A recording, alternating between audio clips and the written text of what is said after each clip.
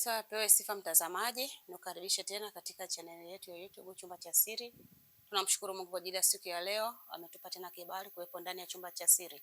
Nikukaribishe tena uwe nasi mwanzo mwisho. Usituachie njiani ama usishie njiani mwanzoni mpaka mwisho. Uwe nasi mwishoni, tutakuwa na maombi mazuri.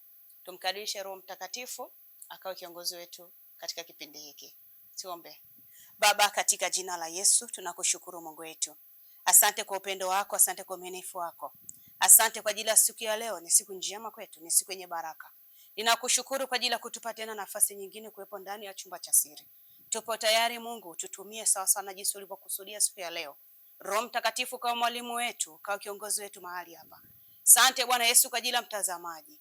Yesu, mfungue masikio aweze kusikia neno lako, aweze pia kuelewa. Asante Yesu kwa sababu uko pamoja naye. Ni katika jina lako Yesu Kristo anathitilo hai. Asante kwa sababu Mungu umetuchagua tuwepo mahali hapa. Roho Mtakatifu karibu, ukawe mwalimu wetu, kiongozi wetu. Katika jina la Yesu tunaomba tukiamini. Amen. Amen. Amina. Karibu sana. Asante. Bwana asifiwe. Mtumishi, nimesema tena mtazamaji na kati uko ndani ya Chumba cha Siri. Wanasema ulimi hauna mfuko. Kwa kweli kama wa kwangu. Si mchezo. Bwana asifiwe Irene. Amina. Bwana Yesu asifiwe sana. Amina. Nikukaribishe tena mama. Nakushukuru. Amen. Hongera kwa ratiba za mambo yote. Unajua tuna mambo mengi. Kabisa. Namshukuru Mungu. Amen. Na bado anaendelea kutupa nafasi kuwepo ndani ya Chumba cha Siri. Kwa mipango yote anatuongoza Roho Mtakatifu. Amen. Ninaamini kabisa. Amen. Kwa akili zetu sisi hatuwezi. Utakuta umeishia njiani.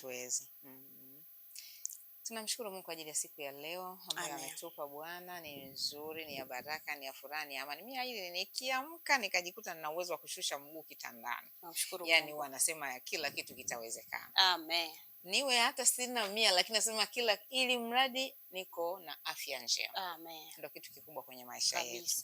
Bwana Yesu asifiwe. Amina. Tuna somo jipya tena hili tunalianza na nafikiri tutatembea nalo kidogo.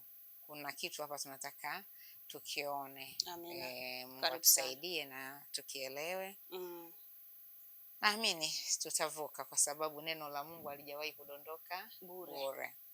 Somo letu la leo linasema kuwa mwanafunzi wa Yesu. Amen. Hivi heri nikuulize swali. Ukisikia neno mwanafunzi, unaelewa nini? Mwanafunzi, yani tusemeje? Mwanafunzi ni kubali kufundishwa. Wow. Mwanafunzi ni kukubali kufundishwa kama mwanafunzi, na kama mwanafunzi ambao unajifunza kweli. Ndio maana unaitwa mwanafunzi, na bado uko chini ya mtu. Uko chini ya mwalimu. Unafundishwa. Mwanafunzi. Kwa ndio maana akaitwa mwanafunzi. Okay. Anajifunza bado. Kwa kama Mungu alivyotuambia kwenye maandiko akasema niendeni ulimwenguni mkafanye watu kuwa wanafunzi wangu. Imani najua bado sisi yani tujafika mahali. Bado sisi tunahitaji kufundishwa. Ndio maana akasema wafundishwe. Okay. Amina, barikiwe. Mwanafunzi yuko chini ya yule anayemfundisha. Aisi umenipa tafsiri nzuri. Mungu akubariki sana. Amen. Nikukumbushe Yakobo 1:22 hadi 24. Natuambiaje vile Irene? Yakobo 1, ngoja tutafute. Amen. Ongera pia kwa ile andiko. Ujawahi kuingia kwa Chumba cha Siri kaanza kukumbuka sahau. Yani kwa kweli ongera sana. Asante mtumishi. Yakobo sura ya 1 mstari wa 22 hadi wa 24, na Mungu anasema, lakini iweni watendaji wa neno, wala si wasikilizaji tu, hali mkijidanganya nafsi zenu, kwa sababu mtu akiwa ni msikiaji wa neno tu wala si mtendaji, mtu huyo ni kama mtu anayejiangalia uso wake katika kioo. Maana hujiangalia kisha huenda zake, mara akasahau jinsi alivyo. Amen. Amen. Bwana asifiwe. Amina. Yaani sitamani hata kuongeza mengi kwa namna ulivyosoma, kwa sababu maandiko yako wazi Kabisa. Halijafichwa kiasi kwamba tuanze kuchana ili tulipate vizuri. Liko wazi, ukilisikia neno na usilitende. Amina. Nasoma leo nasema ni habari ya wanafunzi. Tuwe wanafunzi wazuri. Yes, ina maana mwanafunzi atalisikia neno. Sasa ukitaka kuwa mwanafunzi nako uende kumbe kulisikia neno. Utakuwa mwanafunzi mzuri na utakuwa. Amina. Mwisho wa siku utakuwa na wewe sasa ni mwalimu. Amina. Amina. Bwana asifiwe. Amen. Irene, kanisa la leo. Kanisa la leo tulilonalo. Au kanisa la leo tulilonalo lina makundi matano.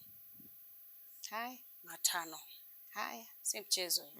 Basi tutashambulia limoja baada lingine mpaka tuyamalize ni leo makundi yao. Yaani kanisa lolote lile Irene unalolijua lina makundi matano. Na agizo kuu la Yesu alilotuagiza. Alafu hili Irene, hili agizo si la mchungaji, si la mwinjilisti, si la parishweka, sio la father, sio la nani wala nani. Ni agizo langu mimi na wewe. Amen. Ndo maana andiko linasema enendeni. Ina maana pale kama lingekuwa la mchungaji ingeandikwa enendeni wachungaji. Mkawafanye watu kuwa wanafunzi wangu. Enendeni maparishweka, mkawafanye. Haikuweka chochote. Anasema tuende, na maana ni wote. Ni mimi na wewe, yule na mtazamaji. Enendeni. Sasa tunaendaje? Maana unapoenda lazima umejiandae hapo. Unajua kutoka kwenda safari umejiandaa kuanzia kichwani, nguo, viatu. Hebu tuambie hapo. Tumeambiwa ndo tuende sasa. Tukafanya hawa tukua wanafunzi wa Yesu. Ina maana bado wapo ambao Mungu anawatafuta.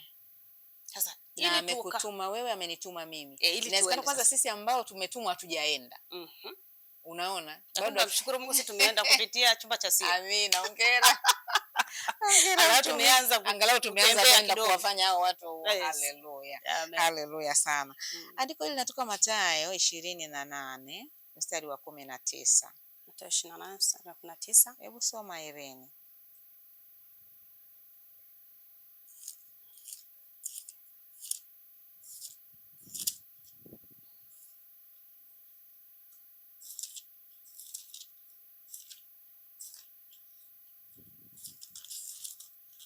Mstari mmoja.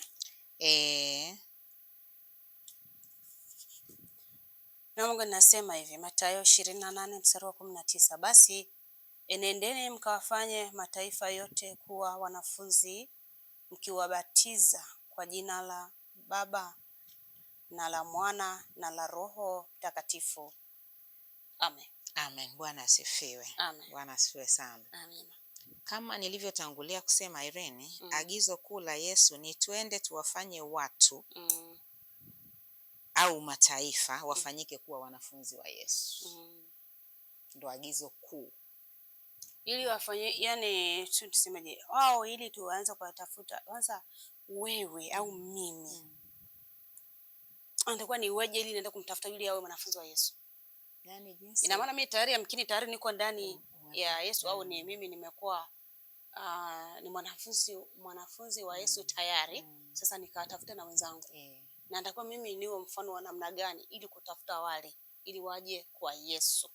Wewe tayari umemjua Yesu kupitia ulikopikwa. Nafikiri naeleweka nikisema ulikopikwa. Umempa Yesu maisha, umemuelewa. Sasa hautamani uwe wewe mwenyewe. Maisha ya kiroho sio ya ubinafsi, lazima uwafuate na wengine. Ina maana lazima ukawashuhudie habari za Yesu. Huyu Yesu wewe jinsi ambavyo umempata na uko naye unaenda naye, unatamani na wengine ina maana ukifika pale utaanza kuwaeleza habari za Yesu. Wapendwa, utajua unajua Yeremia alisema sina maneno. Mungu akasema nitatia maneno kinywani mwako. Akamwambia usiseme mimi ni mtoto. Ukisoma Yeremia sura ya kwanza kuanzia mstari wa 5 mpaka 10 utapata kitu kizuri pale. Kwa hiyo Irene, wewe unachotakiwa kufanya ni kuchukua hatua kutoka kwenda kuwatafuta. Ukifika pale, mwenye watu wake atatia maneno kwenye kinywa chako ili uweze kusema nao, na tayari watakuelewa. Amina. Utajikuta tayari umevuna zile nafsi tayari kumwelekea Kristo. Na watu sasa hivi, yani ukiangalia katika dunia sasa hivi, watu wamekuwa wagumu sana kuwa wanafunzi wa Yesu ama kuja kwa Yesu. Ukiangalia watu wengi ambao wamemtafuta Yesu, ambao wameokoka, wanaabudu katika roho na kweli. Watu hao yani wamekuja wametafutwa kwa maumivu makali. Unaweza kukuta mtu aliugua sana. Yesu akamponya akasema ndo nabaki hapa. Umeelewa eh? Nakuelewa. Mfano namna hiyo. Kwa hiyo yule ambaye kweli ana afya yake, ana hela yake, tayari, ana familia yake imekaa vizuri. Yaani leo hii wewe kabisa, wewe unajua wewe ni mtu ukiambiwa wewe ndo mwanafunzi wa Yesu ukatafuta wenzie kule. Yaani wewe ni mtu wa chini, wa hali ya chini, kiasi kwamba yani uko chini sana. Kiasi kwamba unapomwendea yule ana pesa yake, yuko vizuri katika hali ya maisha kabisa. Unawezaje kuanza kumwambia wewe baba njoo kwa Yesu? Wewe mama njoo kwa Yesu. Kwanza anaweza akakuangalia kwa namna ambayo anakuambia unaambia kitu gani? Umekosa kazi ya kufanya. Kuna mwingine alikuja kwenye maombi akaniambia, yani yeye alikuwa yani hapa Tanzania alikuwa haoni mahali pa kwenda kupumzika. Auti yao ilikuwa ni wapi? Dubai. Kwa hiyo sasa ukiangalia hiyo yote utaanzaje kumwambia huyo mtu? Alafu anasema alikuwa anawashangaa watu wanapoomba kanisani wanalia. Jiulize hivi watu wanalilia nini? Alafu mtu anaamka asubuhi kwenda kanisani, jiulize sasa wewe amka, anashindwa kulala, amka asubuhi kwenda kanisani, amekosa kitu gani? Ina maana ndani yake hela inamfanya ndo kila kitu. Lakini Mungu amesema fedha ni mali yangu, dhahabu ni mali yangu. Asema anaweza kufanya chochote kupitia hizo fedha ulizonazo. Kwa maana Mungu huyu anaweza kukusema ngoja nizichukue. Maana sasa nimekupa pesa, kiburi kimeinuka. Hebu nichukue kwanza mkwanja wangu. Na Yesu anachukua mkwanja wake wala ana wasiwasi. Si Irene, Mungu Bwana Yesu apewe sifa. Amina. Kwa hiyo kuna wakati mgumu sana wa kusema uende kumtafuta yule arudi kuwa mwanafunzi wa Yesu. Ni wakati ambao ni mgumu sana, kwa sababu sio kwamba hawasikii neno la Mungu. Sio kwamba hawaoni kanisa. Sio kwamba hawasikii mafundisho ambayo watumishi hao wanatufundisha. Ila tu mioyo migumu. Sasa ukiwa naenda hakika Mungu ape maneno kumwambia. Ndio maana Mungu anasema huyu haambiliki. Sasa aambilikeje? Sikiliza basi. Ninamshika katika eneo fulani. Wakati mwingine Irene hatujawaendea. Yaani unaweza ukaanza kujitengenezea mazingira kwamba aambiliki, kumbe hujaenda. Sidhani kama ni kweli. Yaani mimi naomba nikwambie Irene.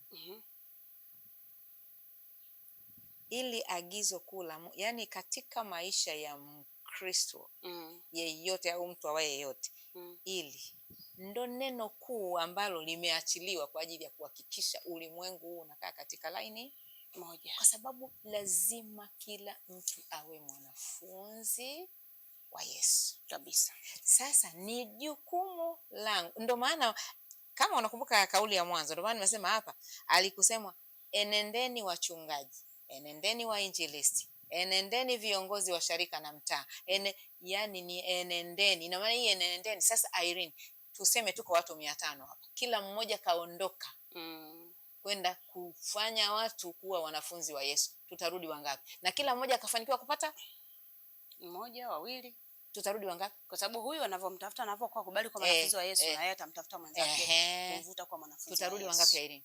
Kwa yani pia na tuseme dunia itapona, itaka katika tulivyo. Umeona Kwa hiyo hatujafanya Irene, ukiangalia tu kupitia maneno uliyoongea sasa hivi. Hatujafanya. Hiki kitu hatujakifanya. Either hatulijui ile andiko au tunalijua tumeamua kuliacha, tukawaachia wachungaji. Mungu atusaidie.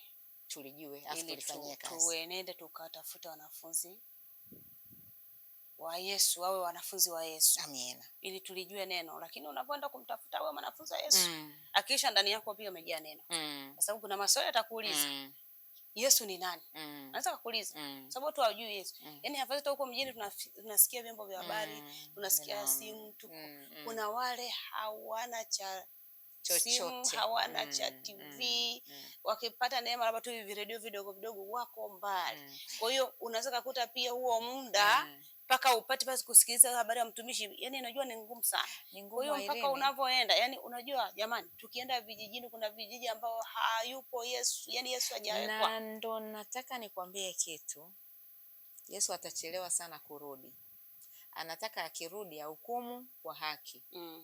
Ina maana pale ambapo hajafika lazima tufike. Hata rudi leo wala kesho, mpaka hakikishe yani watu wote wamesikia habari zake. Sasa akirudi, Irene, yes, nilikuja nikasema moja mbili, sikukusikia, haiwezekani. Ulifanywa mkutano siku fulani na wewe ulikuwa pale, ukunisikia? Ndio unabaki unajua bwana, sasa ondokeni nyinyi wote, mkatupwe wapi? Huko ambako amepanga mtupu. Narudi Irene, nimekuambia kuna makundi 5. Sawa. Sasa tunaanza na kundi namba 1. Karibu sana. Ili kundi namba 1 hawa watu wanaitwa makutano. Ina maana tumekutana sasa. Ni makutano ndo kundi linavyoitwa. Ni kundi la chini kabisa na lina watu wengi sana kanisani. Ukiona kanisa limejaa, makutano tuko mle. Ili kundi. Ila ninavyoendelea kwenda Irene, utajijua mtu na mtazamaji uko kundi gani. Ina maana hilo kundi utakalo kuwepo. Utasema natakiwa nitoke hapa niende namba fulani. Natakiwa nitoke hapa niende namba fulani. Na mwisho wa saa utajua sasa natakiwa nisimame hapa. Bwana asifiwe. Tuko pamoja? Unanielewa vizuri? Amen. Sio mtazamaji anakuelewa. Ananielewa. Maana leo umekuja na somo la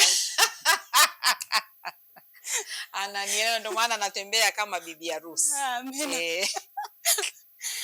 Kwa hiyo makutano ni kundi la chini kabisa, lina watu wengi sana, ndilo lililojaza watu wengi kanisani. Na wengi tukitaka kumfuata Yesu tunaanzia hapo. Tunaanzia kundi hilo. Na hawa watu wanamfuata Yesu kusudi awatimizie mahitaji yao. Hivi unajua ile ni kumfuata Yesu, kila mmoja ana ajenda yake.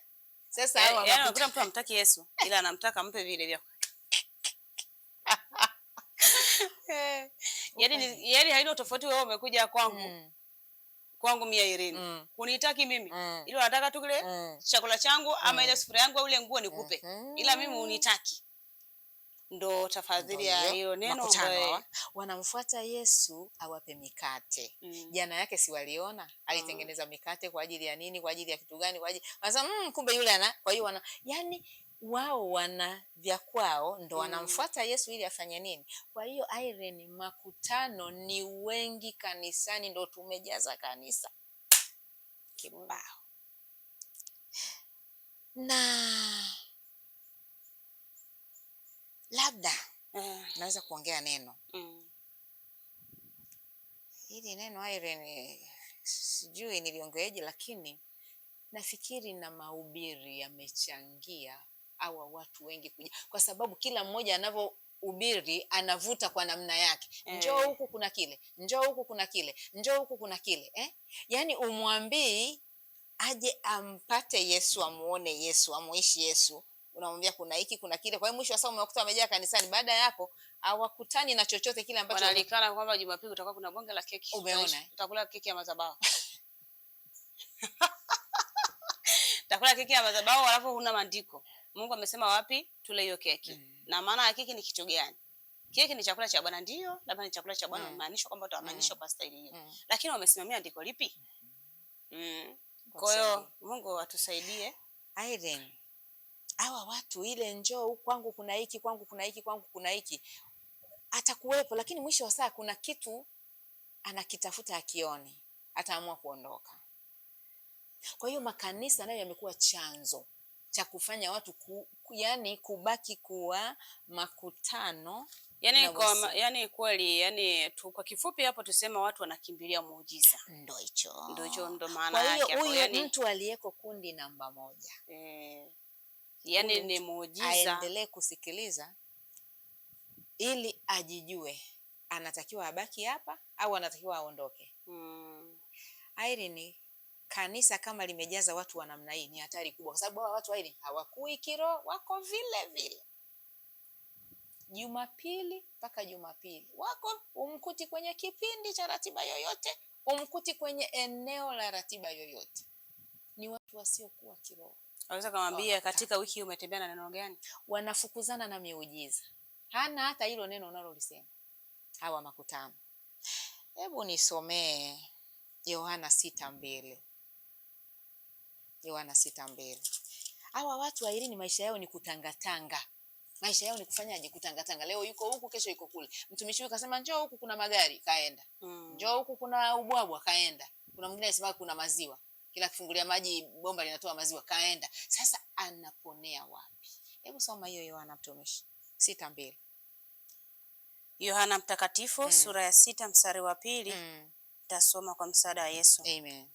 Na mkutano mkuu wakamfuata kwa sababu waliziona ishara alizowafanyia wagonjwa. Bwana asifiwe. Amina.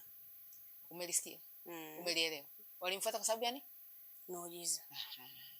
Ishara zile ambazo alifanya kwa wagonjwa. Na mama mgonjwa tuseme alikuwa anaumwa mtu, akaombewa akapona. Kwa hiyo amfuati Yesu kwa sababu ya yeye anamtaka Yesu, anamfuata Yesu kwa sababu alimponya yule mgonjwa.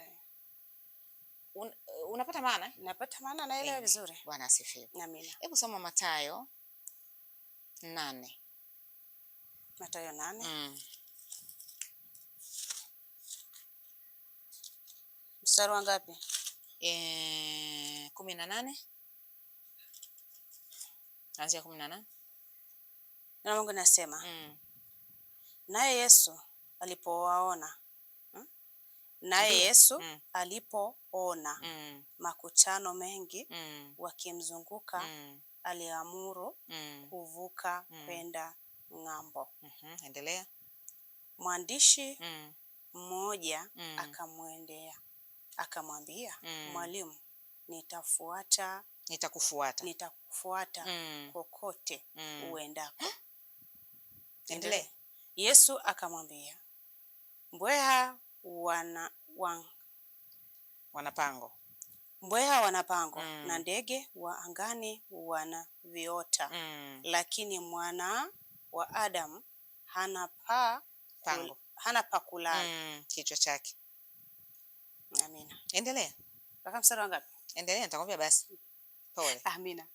Mwingine katika wanafunzi wake akamwambia, Bwana, nipe ruhusa kwanza niende nikamzike baba yangu. Lakini Yesu akamwambia, nifuate, waache wafu wazike wafu wao. Amen. Ili neno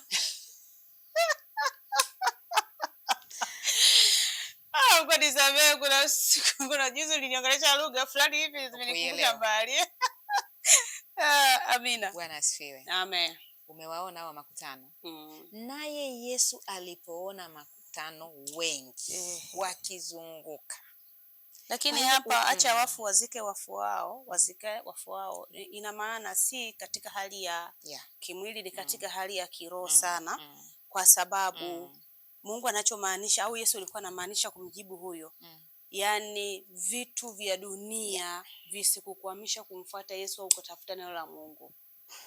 Vingi sana ambavyo mtu anashindwa kusikiliza neno, anashindwa kwenda kanisani, anashindwa kushiriki kipindi kwa ajili tu ana sababu. Jamani, yani leo si nimefanyaje? Leo sikuwa kuna mwezi mzima ratiba imembana. Lakini yani siku moja au siku mbili ndani ya wiki anashindwa kushiriki chochote kile. Lakini pia neno la Mungu hili tunaishi nalo. Lakini muda hata kuamka saa 10 hata kusoma hata mstari mmoja, basi huu muda bado hujaondoka kwenda kazini. Wanasema muda umenibana. Jana nilikuwa nasikia usingizi, nilikuwa nasikia kuchoka. Nilikuwa nasikia kitu gani? Yani sababu ni nyingi sana. Mungu alipokuwa anamjibu huyu acha wafu wazikana wafu, ni kweli alikuwa na maana kubwa.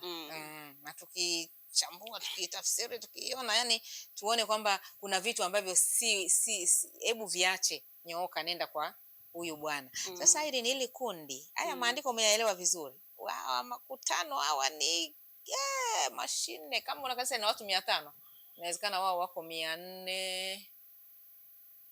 75. Yeah, si mchezo. Sio mchezo. Sasa kumfuata Yesu kwa sababu aliona ishara alizowafanyia wagonjwa. Ukiwaambia makutano mengi na maana wengi sana. Sana. Wakimzunguka Yesu, aliamuru kuvuka kwenda ng'ambo. Maana hiyo sasa, hebu ngoja nilikuwa kuna kama mtanifuata. Abaki mtu mmoja hapa. Umeanza. Akabaki mtu mmoja kumfuata. Umeanza. Si mchezo. Kwa hiyo Irene, hawa walikuwa wanamfuata Yesu kwa sababu waliona ishara yale ya ajabu. Mikate, eka nini, twende kwa Yesu. Kumbe Yesu si wa hivyo. Watakuwa baki ndani yako. Yesu kwa sababu tuna dhambi atuokoe. Bwana asifiwe. Amen. Bwana asifiwe sana. Amen. Na ndio tuishi ndani yake. Yes. Tumpende. Yaani ukimpenda ndio kila kitu mambo shega, watu wengine wanasema mambo shega. Amina. Makutano wanamfuata Yesu kwa sababu ya mikate na samaki aliyofanya jana. Kuna watu wako makanisani ya Irene wana agenda. Hivi una habari kuna kijana yuko kanisani anamtafuta mchumba? Unalijua hili? Najua. Ina maana pale hayuko pale kwa ajili yuko kisha mpata anambia bwana mimi nilikuja kanisani kwa ajili yako. Kwa hiyo nimeshakupata. Kwa hiyo yuko kama hawa makutano. Kuna binti yuko pale anaimba kwaya anataka mchumba. Upo ile. Akishampata na huduma ilikuwa ianzia. Kwa hiyo Yesu Mungu atusaidie. Irene, haya makundi matano. Mpaka ukifika la ngapi utakutana na hapo bado tuko kwenye kundi la kwanza. Ufuate kanuni za Mungu ni kubwa na pana. Umeelewa? Ushtuke ufuate kanuni za Mungu. Uache kwenda kumfuata Yesu kwa sababu ya mikate, kwa sababu usikae kanisani kwa sababu unamtaka mchumba. Kwa sababu uko kanisani na unamtumikia Mungu, Mungu ataachilia baraka ya mchumba. Si ndio hilo? Lakini kuna watu wana agenda zao. Yaani uko kanisani ana agenda yake. Unasema si vyema wewe peke yako. Kwa sababu ni la kwake. Hebu nipe 5. Amia hivi bwana. Mimi napenda ya hivi. Hii nayo ina uzito wake Irene. Ni wewe bwana, Mungu Irene mimi. Amina. Mungu akubariki. Amina. Sasa Irene nafikiri leo tuishie kundi namba 1. Amina. Tunakushukuru sana, asante mtumishi. Yaani kwa kweli ile kundi hapo bado tuko kwenye kundi namba 1 mpaka tufike namba 5 si mchezo hapo. Tujiandae kwa nyundo. Nyundo kali hapo. Basi tuende mbele za Bwana ili Mungu atusaidie tukatafute watu kuwafanya wanafunzi wa Yesu. Mimi na wewe tukawa wanafunzi wa Yesu wazuri ili tukaribisha na wewe wengine pia wao wanafunzi wa Yesu. Lakini ni kwa msaada wa Mungu au kwa msaada wa Roho wake Mtakatifu. Peke yetu sisi hatuwezi. Kwa maana tunaenda mbele za Bwana ili tuombe Yesu atusaidie nguvu zake kwa ajili ya kwenda kuvuna nafsi zimrejee Kristo na kumkiri. Amina. Amen. Tuombe. Baba, katika jina la Yesu Kristo wa Nazareti hai, tunakushukuru Mungu wetu. Asante kwa ajili ya siku ya leo. Ni siku ambayo Mungu wa mbinguni unaendelea kutukumbusha maandiko yako. Umesema Yesu Kristo tukawatafute wakawe wanafunzi wako. Lakini peke yetu sisi hatuwezi pasipo wewe. Roho Mtakatifu akawa mwalimu wetu, kiongozi wetu. Lakini Mungu, wewe ni Mungu ambaye unajua sirini vyote. Yesu unatufahamu vizuri kabisa. Wapo ambao hawakubali kuvutwa kwa wanafunzi wako. Tufanye nini ili waweze kurejea ama waweze kurudi wakawa wanafunzi wako? Tunatubu juu ya hili Yesu Kristo, ni kweli kabisa. Wapo ambao Mungu wa rehema hawajakubali kwa wanafunzi wako.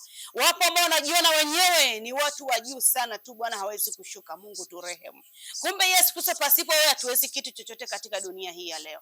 Natubu nikiomba rehema Yesu Kristo, Mungu wa mbinguni, kwa ajili ya watumishi wote. Ya mwingine kuna mahali wamekata tamaa. Wanashindwa sasa Mungu wa mbinguni kufuata hao, kuwarejesha kwa Yesu. Kwa sababu tu Yesu Kristo, hao ambao wanatakiwa kuwa wanafunzi wako wamekuwa wana maneno makali, wamekuwa wana majibu mabaya, wamekuwa hawana utulivu, hawasikia habari zako. Bwana Yesu, ninatubu juu ya hili. Tunaomba nguvu yako, uwepo wako, Roho Mtakatifu tusaidie. Tupe maneno mazuri kama ulivyotuambia katika Yeremia. Umesema utaachilia maneno katika vinywa vyetu. Na umesema tusiseme sisi watoto, bali utatupa maneno mazuri ya kuzungumza na huyo mtu, na huyo ambaye anatamani awe kondoo wako, na huyo ambaye anatamani akawa mwanafunzi wako. Yesu, shuka kwa nguvu zako. Peke yetu sisi hatuwezi. Ndio maana ulisema hujatuacha peke yetu, umetuachia Roho Mtakatifu ambaye ni msaidizi wetu, akawe pia msaada katika safari yetu ya maisha. Utusaidie Bwana, ni katika jina la Yesu Kristo wa Nazareti hai. Tunakataa roho pinzani, tunakataa vita, tunakataa visasi, tunakataa uharibifu wowote ule kokote unakojiinua katika jina la Yesu kwa hawa watumishi. Kuna mahali ya shetani anajiinua kwa watumishi ili kuwanyamazisha vinywa vyao wasiweze kusema habari zako wewe Bwana. Usikubali hizi roho kuwakandamiza kwenye vinywa vyao. Usikubali uharibifu wote kuingia kwenye vinywa vyao. Ni katika jina la Yesu Kristo wa Nazareti hai tunakataa kabisa nguvu za giza, roho za kipepo, uharibifu wote ule hauna kibali wala hauna mamlaka. Ni katika jina la Yesu Kristo wa Nazareti hai. Lakini Mungu, hata kupitia chumba cha siri Yesu, ukawatafuta wakawa wanafunzi wako. Ukawatafuta kupitia hichi chumba cha siri Bwana. Ni katika jina la Yesu Kristo wa Nazareti hai tunaomba tukiamini Yesu, tukiamini hakika uko mahali hapo nasikia maombi haya. Kwa sababu Mungu umesema tuombe lolote kwa jina lako. Na si tumeomba Yesu lolote kwa jina lako. Tumeomba Yesu Kristo, Yesu watoto wako wakurudie wewe Bwana. Wakurudie wewe wakawa wanafunzi wazuri kwako. Wakurudie wewe Bwana. Yesu wakikurudia wewe taifa letu limepona. Wakikurudia wewe familia zimepona, watoto wamepona. Bwana Yesu Kristo sema nao. Katika jina la Yesu Kristo wa Nazareti hai tunaomba tukiamini. Amen. Amen. Barikiwe mtumishi. Amina. Barikiwe sana. Amina. Kwa maombi mazuri, naamini kabisa na jambo linaenda kuzaliwa. Amina. Asante mtazamaji. Karibu. Nikuombe uwakumbushe vijana wasiwe makanisani wakingojea wachumba.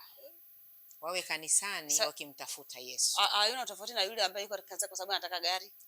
Yuko kanisani kwa sababu anataka wamtafute Yesu. Ina maana Yesu anajua mahitaji yao. Kimshika Yesu vizuri anakupa kila kitu. Ataachilia baraka ya mke mwema, ataachilia baraka ya mume mwema. Wewe tumika na Yesu. Kabisa. Watu wengi wamekutana na pigo eneo hilo. Unajikuta wanaishia, sijui nitumie lugha gani, lakini hili ni hilo eneo limepiga sana watu. Tuko kanisani tuna agenda. Tuko kanisani tuna agenda. Mungu atusaidie. Na mtazamaji, nakushukuru kwa ajili ya kutufuatilia katika channel yetu ya YouTube Chumba cha Siri. Ukatafute. Mungu amesemaje kwenye maandiko? Tuenende katika ulimwengu wote tutafute wakawa wanafunzi wake. Kwa hiyo na wewe ukawe mwinjilisti mzuri. Usinyamaze kimya. Mwambie jirani, mwambie na yule ambao unatamani arudi akawa mwanafunzi au unatamani na yeye atafute wale wanafunzi. Mimi Airi ni mimi naimba. Unaimba? Mimi muimbaji kwa kwaya yangu kanisani. Sasa tuna kawimbo ketu fulani, kuimbia chorus kadogo. Si mchezo kadogo. Karibu. So mimi tu mpaka mtazamaji Sasa wewe uliye karibu ndo angalau kanaimba hivi. Agizo la Bwana aliloagiza, twendeni ulimwenguni kote, tukawafanye watu wote wanafunzi wake. Amen. Mtazamaji, na hizo umepata kitu kizuri pale. Mungu akubariki sana. Amina. Tunamshukuru Mungu. Usisahau kusubscribe, usisahau kulike, usisahau kucomment, usisahau kushare, usisahau kumwalika pia na jirani yako ndani ya Chumba cha Siri. Amen. Amen. Barikiwe sana. Mambo mengi. Amen.